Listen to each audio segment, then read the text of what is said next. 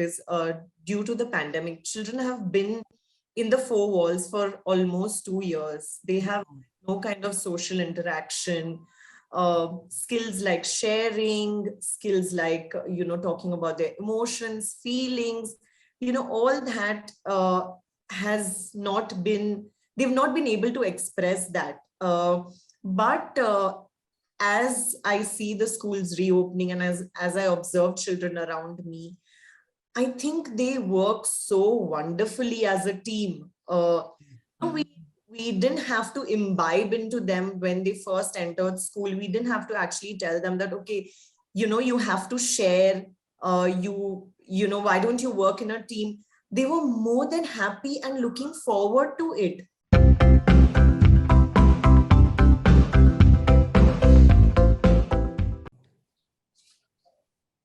Okay, 1 second. Hi everyone, this is Seema Mehta with my colleague Deepma Jadeja from the Confident Communicator for yet another episode of Imperfect Parenting. And today's episode, it's a little bit emotional for us because we are seeing a generation of really young children who are looking at school in a very, in a pandemic mode. For them, a school is not a place where they run and play and interact socially. It's right now a little screen through which they are getting their education. Life for them is also about the pandemic and the mask. And here we have a very, very lovable guest, Ankita Shah, who has also been a past TCC alum, but a teacher of 13 years in early childhood development. She has been passionately involved in the education process of little kids. And we want to welcome Ankita to our fabulous show, The Imperfect Parenting, where our effort is to encourage parents and enable parents to help children grow up to be strong, assertive, healthy kids. So Ankita, welcome to our show.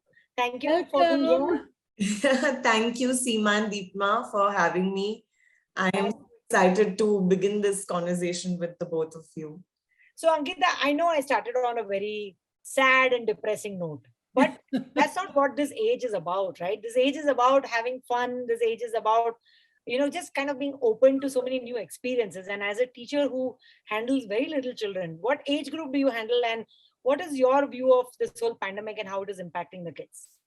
So I have been facilitating children from the age group of 2 to 5 years. For the last 13 years.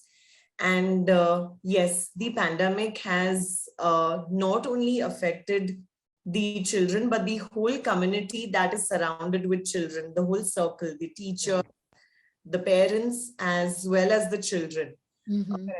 It's worked out for the good for some, it's not worked out for the good for the other. Yes. There is always, you always have to look at the brighter end and the schools, and I finally get to see my children coming to school. And yes, and you said something very interesting, Ankita, which is it's not just the parents, right? It's a village. It takes a village to raise children, and it involves teachers, it involves all kinds of stakeholders, teachers, parents, neighbors, communities, to raise a child. And you're absolutely right that it's not only a challenge for the children, but it is also a challenge for the teachers as well as for the parents, right? So tell us about some of the challenges that you faced as a teacher, and something that you can tell us about parents as well and what they are going through when dealing with the pandemic. Yeah, and also Ankita, what is the reaction of children that you're seeing coming for the first time to school? Because I remember a neighbor's child, I was downstairs, I think on Monday or Tuesday, which was when they started a hybrid model of trying to get kids back to school. And I saw a neighbor's child downstairs in his uniform and all spiffy and ready to go. Excited to go to school, yeah. Smile on his face. And I said, are you excited to be going to school? And he's like, yes, I get to hug my friends and my teachers. Now, I'm sure that that's not okay yet with the pandemic, but I think that's what it is, right? The tactile sense was missing for the children. So yeah, please, So please. I'll share a similar experience, Deepma. So when I was on my way to work, it takes me, it's like a 20-25 minute drive to work. So while I was going to work, at every few kilometers, I saw these bunch of kids dressed up in their Yeah. uniform, masked, and the joy that I saw on their faces, I think it is that joy which was missing for the last 2 years. Absolutely. Joy of being with their friends, the joy of playing with them, Yes. Yes. meeting their teachers, the joy of just not being the one alone at home and trying to do something by themselves all the time rather than doing something with their friends. So I think it's the joy that I experienced while I was on my way to school. Wow. So we Such a positive thing. Yeah. So we were talking about stakeholders, right? So when we are talking about stakeholders, I mean, any parent of a child who's between the ages of 2 and 5, there is a certain norm that's they kind of follow. But here is now an additional challenge that has been placed in front of them, which is everything is through a screen, and there's no physical interactions, and you can't even hug a child because for the safety norms that schools will now implement. Yeah. And parents also had to start working from home. So they were not only working from home, they were sitting with those children while the classes were going on. It has been a turmoil for everybody, right? Yes. So Yes. how do you as a teacher keep that spirit up and make sure that the children get everything that they need and deserve when they are in early education? So, Seema, I must first of all applaud the way children have shown resilience. Yes. For a 2 or a 3-year-old to do a class on a screen where they don't get to touch or feel a Yeah. thing around, they have shown so much of resilience, and they have really uh, shown that yes, you know what, anything is possible and we can do it. And I think they were a motivation for us as teachers, as adults, that if those little ones can pass Do it. the Yeah. stage, then why can't we? Yes. So I think it is the resilience that the children showed that motivated us as teachers to just go through this with a smile on our. So it almost sounds like resilience is something that is inherent in every single human being. And as they grow older, I mean, and that's the conversation we want to kind of direct this whole episode on, is that as the children start growing older, they start creating certain belief systems about themselves. So how we speak to our children, supposing I remember that we had a student, remember Deepma, in class where we said, okay, if you were an animal, what kind of animal would you be? And he said, I'm going to be a turtle because everybody thinks I'm very slow. So how we speak to our children really, and he was 13 years old, how we speak to our children really impacts his mental psyche, right? His belief system or her belief system. So with this It pandemic, defines with the this stories challenge, that they tell themselves about exactly. themselves, And right? your job is such an important one because it is at this stage where those belief systems are starting to form, right? So if we want to talk to our parents about, let's talk to our parents and give them tips about what can we do to make sure that we are creating the right belief systems so that our children grow up to be confident, assertive, and healthy human beings. So anything you want to add in that direction, so that the parents who are new parents or the parents who are seeing some behavior, because they come to us, like, Deepa and I deal with a lot of children who are above 12, 13, 14 years of age, and even college going students. And we spend a lot of time in changing their mindset towards success, mindset towards themselves, towards whatever hard work that they put in. And we find that there's a lot of undoing that we have to do, which could have been taken care of at this age. So anything you want to say to that effect? Yeah, so I agree because it's said, right, that from 0 to 5 years is the time where the child learns the most, and whatever the child learns at that age, they're going to carry with them their entire life. So, in my 13 years of experience, every year there is a different batch of children. There are different things that they leave an impression on us. And what I have been observing is that independence is something that we need to really give our children. What I mean by that is helping them to be independent, letting them do things, go through the trial and error period, letting them make mistakes. Yes. As teachers, as parents, we are always worried about them going wrong. What happens if they go wrong? But, have you tried letting Yeah. wrong, and have you tried that, okay, if they've gone wrong, what solutions are they coming up with? So I think letting them be independent, as simple as now in the pandemic, 2 years, children have been at home, but eventually they are going to go to school. Simple skills like wearing their own shoes, tying laces. We have observed that before the pandemic, when the age group of 2 years came to school, they would just stand with their hands like that near the wash basin, and they would say, okay, they would tell the helper to wash their hands. But I think the pandemic, like I said, has worked for the better. And but now when we are watching these 2-year-olds come to school, they are so independent. They are going, by themselves, washing their hands. They know we don't have to tell them, okay, what needs to be done or doesn't need to be done. They know, okay, this is how my routine is, and this is what I'm supposed to do, and they're doing it. That's awesome. That's so wonderful. So what you're saying is to give them the independence, and they might surprise you as to what they come up with. And I remember this when I was a mother for the first time many years ago, many years ago. There was an incident at school where my daughter was playing in the mud, and I think they were doing some gardening in the outdoors. And then when she came inside, and I was standing ready to pick her up, and when they came inside, some of them washed their hands, some of them didn't wash their hands, and it was just like a crazy thing. And I remember feeling very upset. And I'd say, and I was thinking to myself, what is this? Nobody, I'm paying so much money, and they didn't even, help her wash her hands, this little 3-year-old. And I said that the principal of the school, the Montessori, there was a friend of mine. And so I said, look, your helpers are not helping the children wash their hands and all. And she looked at me in the eye and she said, Deepma, a little mud never hurt anyone. And that's when I realized, and you're saying some of the same stuff, where sometimes we just rush in and want to do everything and do a lot of perfect stuff with our children, and a little mud never hurt anyone. So what do you think about that, Ankita? Are parents giving the children independence, or are they rushing and trying to do everything for them?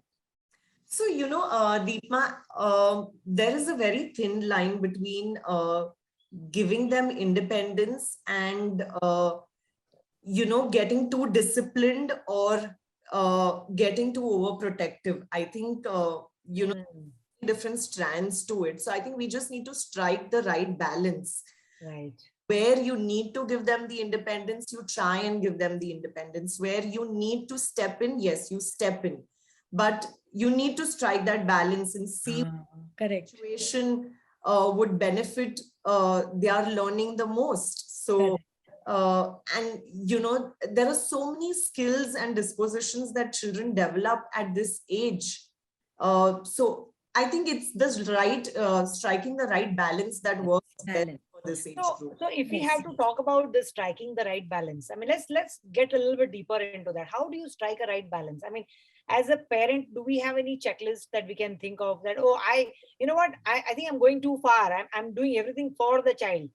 It's very hard, right, for a mother or a father of a 2-year-old or a 3-year-old to say, oh my God, he's going to fall, she's going to fall, and let me go protect them. That instinct to protect your young ones is so strong within parents. But I remember something similar when I used to live in Seattle, and I had a neighbor who had her 3rd child, and the child was crawling in the grass and eating worms. And I'm like, what kind of a mother is this? She's not even attending to her child, and this child is eating worms. And I'm like, what is wrong with her? And I talked to her about it. I said, are you crazy? You're letting your kid eat a worm. She says, yeah, he'll figure it out. It's not right for him. Yeah. And I'm and that was so powerful for me. I'm like, oh my God, like culturally speaking, I would have never allowed that to happen. But as a different person of a different culture, that is what they think is independence. You have to make a mistake to find out what is right for you.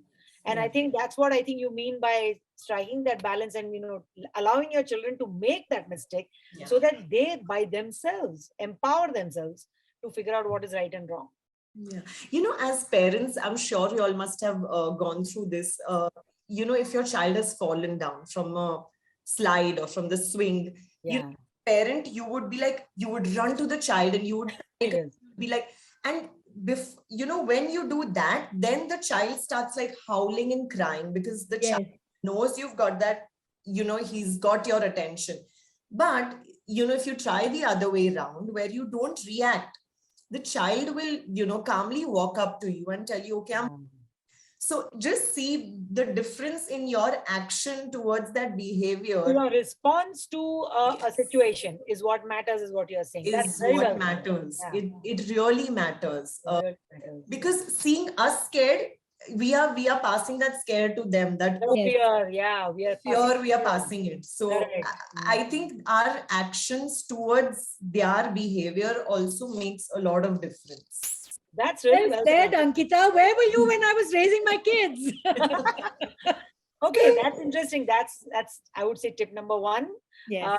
Let's urge and talk to all our parents and say, and I think a lot of parents who had to sit with their children while the online classes were going on, they were so relieved when the children finally went to school. I remember, I've spoken to a bunch of these very young mothers who said, you know what, I love my kid, but sitting with them all the time, and hats off to the teachers and what they can do, but I am so happy to send them off to school.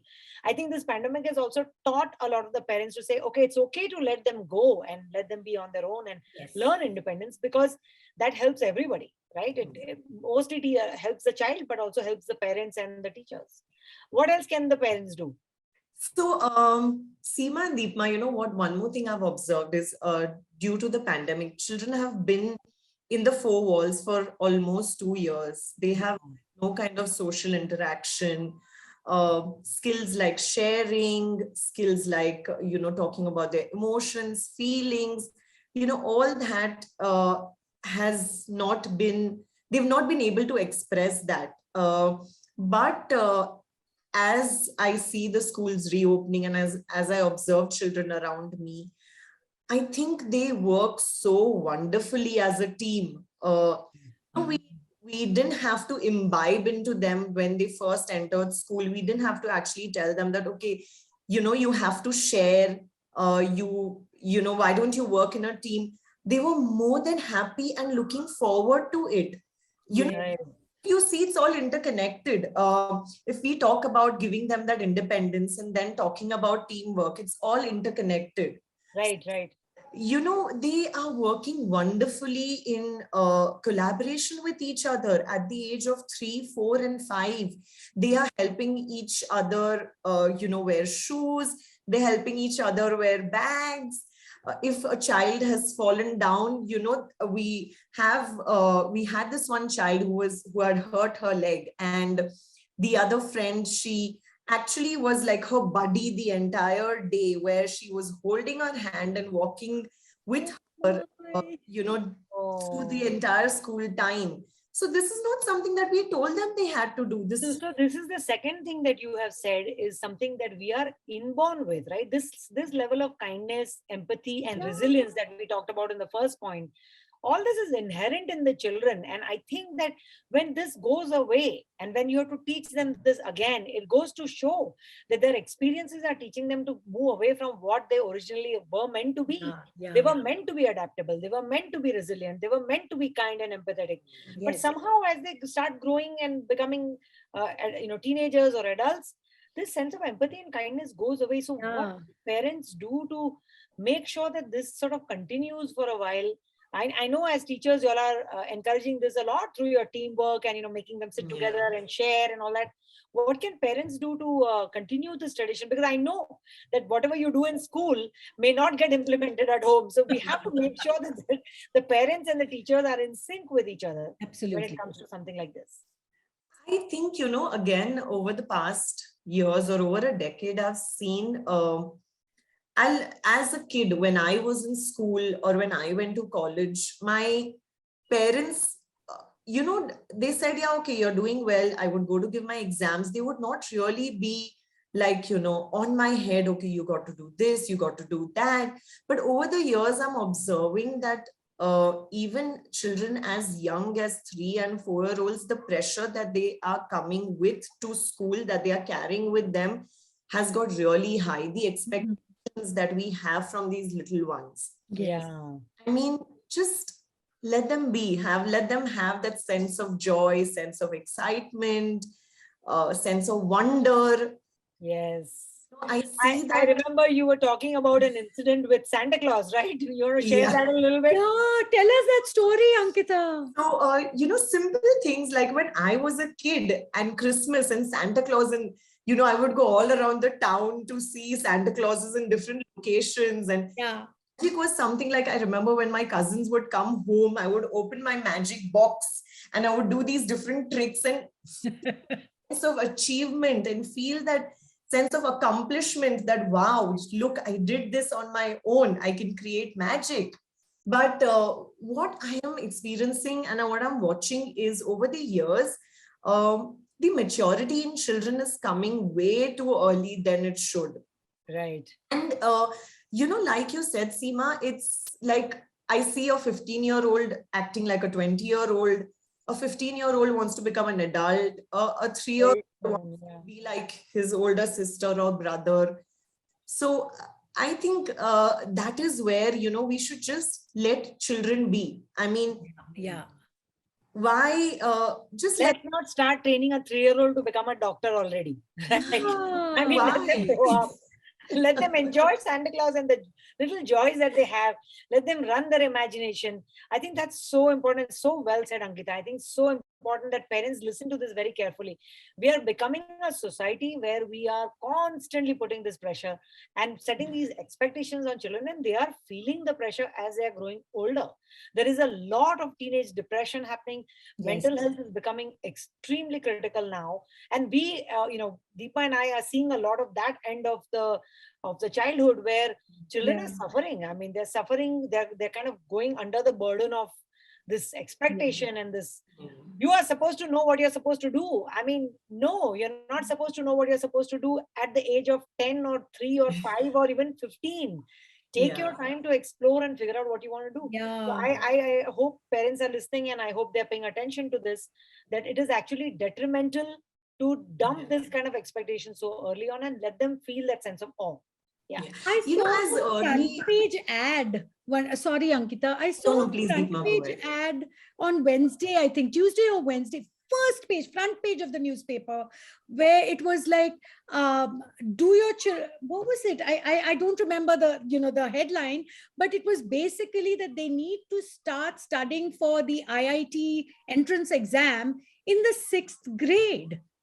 And that's exactly what you're talking about. If I have to start studying for IIT in 6th grade, then by 3rd grade, I need to have a certain level of maturity. Then by junior KG, I cannot believe in Santa Claus. And I cannot I cannot believe in We that. had a student like that, right? Somebody who joined us who was in the 7th grade, was preparing for NEET or something like that. The medical, the medical exam. And then we met her again a few years later where she was applying to colleges. She was, I think, in the 12th grade, and she'd already dropped that and she was doing theater.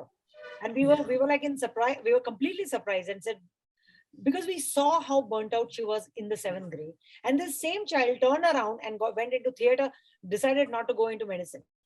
And I don't know what happened between the 7th grade and the 12th grade, but something magical happened. But we saw a spark in her, which we never saw when she was in the 7th grade. So, but this she is was not okay. lucky, Seema. She was one of the She was lucky lucky. ones. She was There lucky. are so many who are getting burnt out because, we do a lot of corporate coaching and higher level coaching. And you constantly, I am saying about 60 to 70% of adults that I meet are talking about retiring at 40. When did our parents' generation ever have that, right? They would talk that we have to work till 60 because that's what I'm saying. Your burnout level is 20 years too early. Correct. No, I have so many friends that have made a complete shift in their careers after doing their graduation, masters, double masters, and they realized that no, this is not something that really gives that satisfaction or happiness at the end of the day. And they decided to just shift, and it completely changed them as individuals. So no, and it's so interesting that the tips that you are giving, the first one being the independence one, the second one being having empathy and kindness and caring for others, these are inherently there in children. It's not like we had to suddenly create them. It doesn't just come in a 2-year-old. It was already in them. Yes. And all we do is, we are, as a early childhood development teacher, you are already seeing that in class when they are interacting with the other kids. So why are we shoving it back and taking it away from them? Let's continue to hone that, and let's continue to encourage them. So yeah, tell us the third tip, Ankita. What else can they do? The third tip would be, most of us have, decide to have a single child. And, because you have a single child, your world completely, revolves around that child. And what I have observed in children these days is we are over rewarding them. Yes, we are over rewarding. Gratification. Is that the word we are looking for? Yes, that's the word we are looking for. Things like, that's a problem. That's something that. Give us an example, Ankita. Give us an example. So I'll give you an example. When I was back in, when I was in Bombay, I have had children telling their parents during dispersal time, that, look, my friend is come in that car, why didn't you bring a bigger car for me? I refuse to go in a smaller car. Oh, wow. Okay. So because, so simple things like that. I mean, I understand the exposure is a lot more. The technology, the kind of environment that is there is more complex than what it was 10 years back.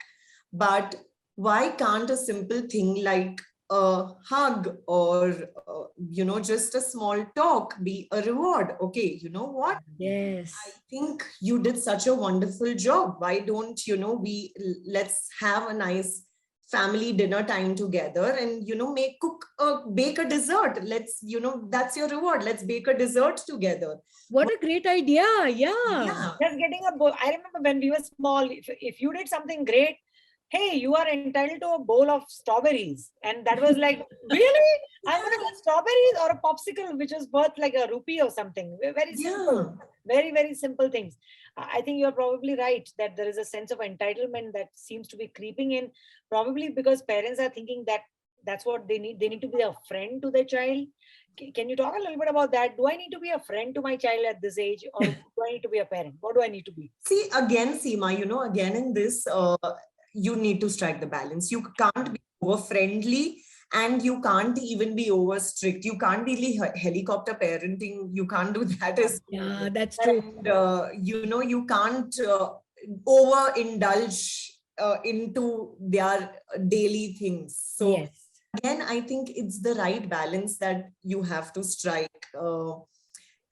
Simple things like they are not valuing things that they are getting, I mean, when I see the children these days, I always see that when we were kids, how was the scenario like? And we were happy in the most simplest of things, going to the beach and sitting on a Sunday, getting a balloon, getting a small candy. Again, I understand, the exposure is much more than what it was before. Yeah. Why can't, the simple things in life bring happiness? Bring joy. Yes. Yeah, the age of getting an iPhone is becoming younger and younger. Okay, when you are 15, 16 and you're in 11th and 12th grade, maybe you get it. Now it's coming down to like 9 or maybe 7. I don't know, as early as that. So definitely that exposure does seem to be putting pressure on the parents. But I think you're right. I mean, sometimes it's the action of the parents, right? The role modeling. If you see a parent being kind to others all the time, the child will imbibe that. If you see that, if you see the parent being grateful about all the things that they're getting and not complaining about, oh, I wish I had a big screen TV, then the children will also act accordingly. So I think that, again, the language, the tone, and what we say to our children and how we behave in front of our children really matters, because that's that role modeling is critical, isn't it? The value system as well, which you set in the value system. I mean, you're not going to get this and it's not the right age. And when it's the right age, you will get it. You have to sit down with your child, explain. See, you cannot just tell the child no and yes. Children these days do want answers. They do want explanations. explanations. They are just not going to sit down with a yes or no. So reason it out with them. Why don't you ask them to reason it out? Okay, Correct. want an iPhone? Tell me, why should you have an iPhone and why should you not have an iPhone? Sit and make a pro and a con list with them. Yeah. Works best. Help them reason out rather than you always making the decisions for them. Let them make that decision that, okay, why do you think it's not appropriate for you to have that thing at this age? Yeah. So having that crucial conversation is important. I mean, and letting them have that ownership that, okay, you can sit down with my parents, have that discussion. Let's come up with a solution to this rather than always making decisions for them.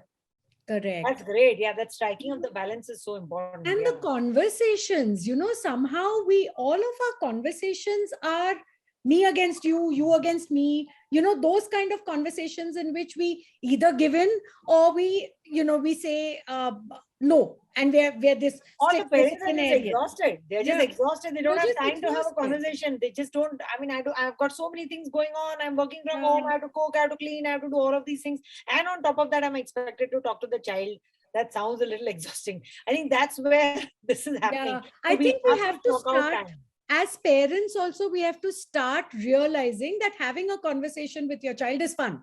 You have to bring the joy back into it. You have to bring the fun I'll give a simple example. I mean, my daughter, the younger one, is now 16 years old. And a lot of the times, my husband goes through the frustration of, how come she talks to you so easily? And with me, it's always a very brusque answer, like, Dad, stop.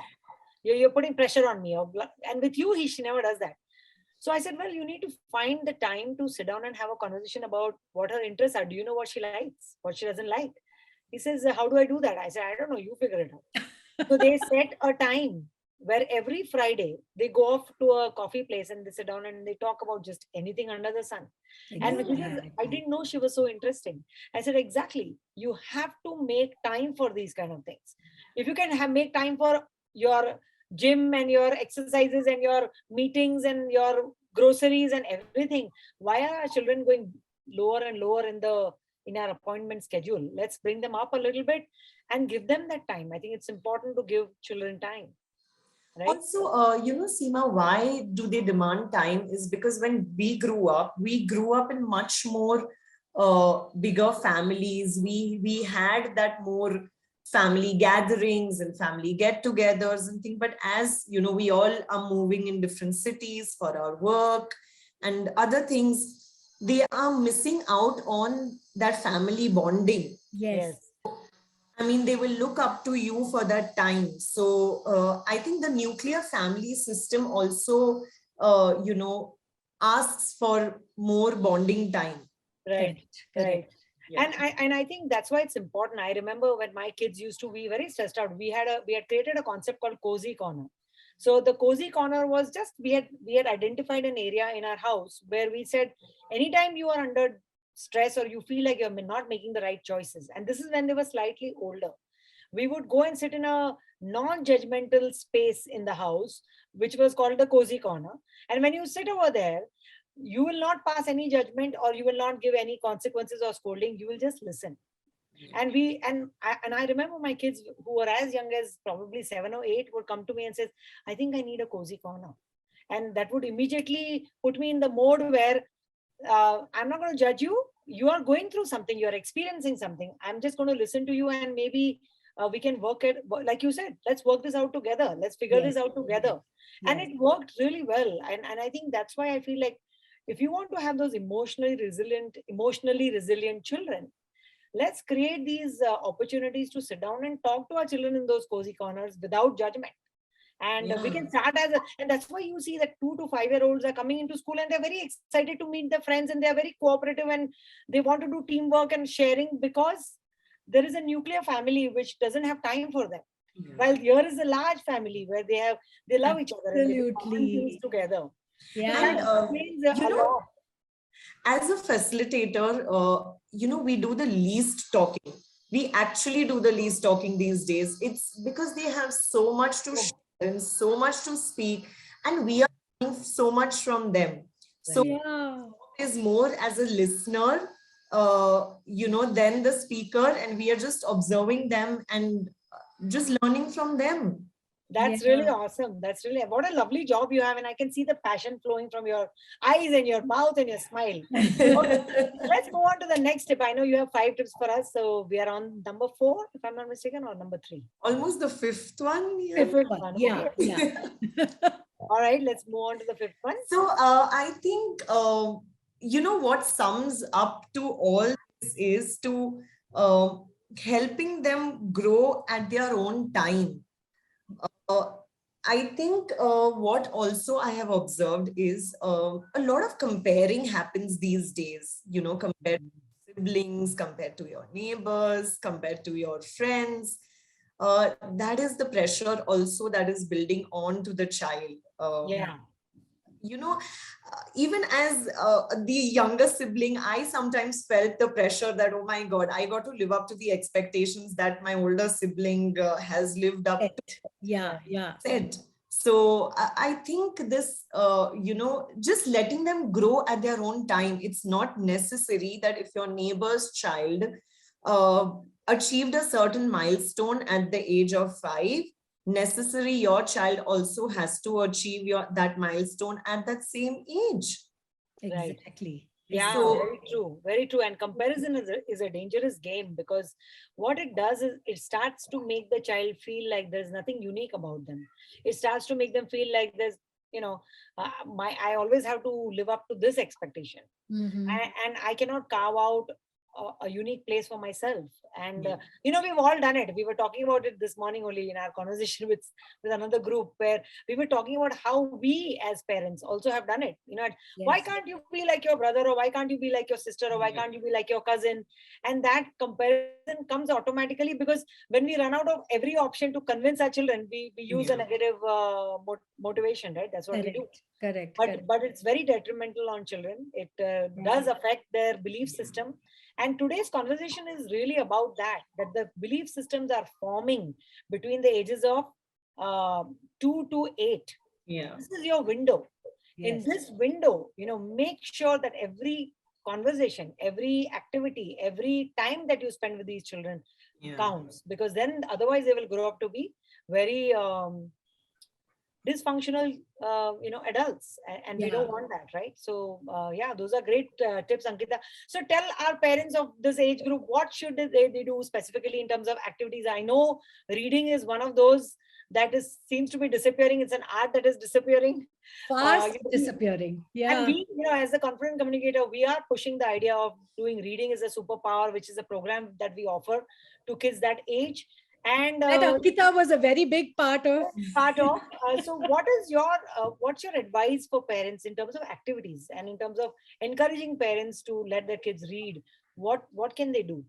So, Seema, just reading itself encourages so many different things, imaginative play, and so Yeah, different skills that they build through reading. Like if you're going to read, you're going to be able to comprehend better. You're going Correct. to express your feelings better. You're going to, like, when they read books, there is so much belief, make believe play that they do. So Yeah. uh, I think reading is like, I have so many children I have known that when they read a book and they come to school, and then they want to share the experience of what the characters were, and yeah, Yeah. who Yeah. they Yeah. like to be. And with a simple thing like reading, there are so many different things that are building. So yeah, reading, I think, as young as the child is, like I think 8-10 months, give a simple book which has a different Book. Yeah. pictures, a yeah, sound book, to develop their senses. And you see, yeah. you will be like really startled with the kind of Yeah. responses that the child gives you. So Absolutely. does Yeah, wonder. yeah. In our public speaking program, we see the older kids. When they come, you can see the difference between the ones who are readers and who are not readers. Very clearly the language enhancement, their communication, articulation, expression, debating skills, public speaking skills, they are so dependent on the amount of reading they've done, and you can tell the difference. Yeah. Reading is not just about developing vocabulary, it's about imagination, it's about language enhancement, it's a cognitive development. So I don't, I feel like, yes, that's one investment that parents should do, which is reading. Absolutely. Um, Yeah, and Leaders are leaders. it's labeling emotions, labeling your feelings, knowing the words. It's the vocabulary of feelings. It's the vocabulary of what you're thinking, so that the other person gets what you're saying. And I remember one example I wanted to give over here is I was at a Scholastic book fair and I was picking up a bunch of books. And I remember when I was paying, a mother came up to me and said, "So many books your children will read. Like, how do you make your children read?" And she said, "Make your children read." And I said, "I don't make them read." So she said, "How can I make my child into a reader?" And I asked her one question. I said, "Do you read?" And she said, "मेरे पास तो time ही नहीं है. बाप रे, इतना सारा काम है. मैं कैसे पढूं? कहाँ से पढूं? I don't have time, so I give them a book." And I said, if you don't read, if you're not a role model, your children are not going to be readers, right? I said, half of the books in this pile over here is for me. The other half is for the kids, I'm rewarding myself also with the books because I'm a reader too. So that's the reason my children are readers. What else can parents do other than role modeling reading to kind of encourage their children to pick up a book? So, other than reading, parents these days talk a lot about that. Oh, they don't sit in one place. They don't concentrate. They are not listening. Why is that? Because they have so much energy within them. Yeah. Let out that energy. So I think giving them those opportunities for play, I think burning out that energy, like when, the joy that I see when children play, the conversations that they have when they play, there is so much they are learning through a simple 30-minute time in the sandpit. Right. They are exploring different kinds of things in the sandpit. Again, they are sharing, they are resolving conflicts. Yes. That's another thing that, I wanted to talk about is problem solving. Like, they are learning to resolve their own problems. Correct. For example, if there are two children in the sandpit and they want the same toy, if to you as a parent that, okay, she's not sharing the toy with me, we immediately tell them the answer, the solution. Why? Give them that opportunity, let them solve the problems on their own. Yeah. Don't jump in and just try to solve it for them. Let them figure it out. Yes. Don't jump in and think that they won't be able to do it. They'll start fighting, they'll not know what to do. Yeah. As simple as telling them that, why don't you go and talk to your friend and ask them that you have one spade and bucket, and what can you do so that both of you have equal time to play? Why don't you come up with your solution? So there is a you just taught them negotiation. There is a buzzword these days that a lot of people are using, especially on social media, which is called conscious parenting, with the idea that, whatever you do it mindfully. Yes. And it's a great concept because we didn't know that there was a word for it, but now we know there's a word for it. Conscious parenting, where you consciously decide that, if there is a solution to be sought, it has to be done between these two individuals themselves, and I cannot get involved. Like I remember when we were growing up, and if my sister and I would get into a fight, my mom said, "Figure it out."